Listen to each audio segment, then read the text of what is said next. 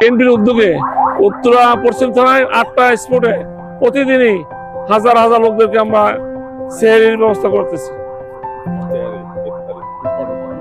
সেহরি এবং ইফতার, সেহরি তো করা হয়েছে, সেহরি এবং ইফতারি ডেইলি আমরা ইফতারের ব্যবস্থা করতেছি।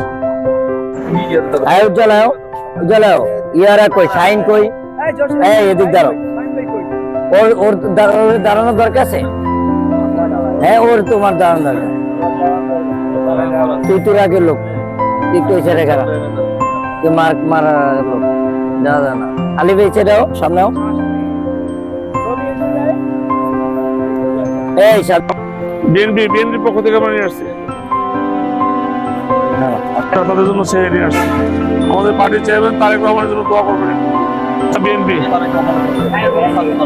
ওদিকে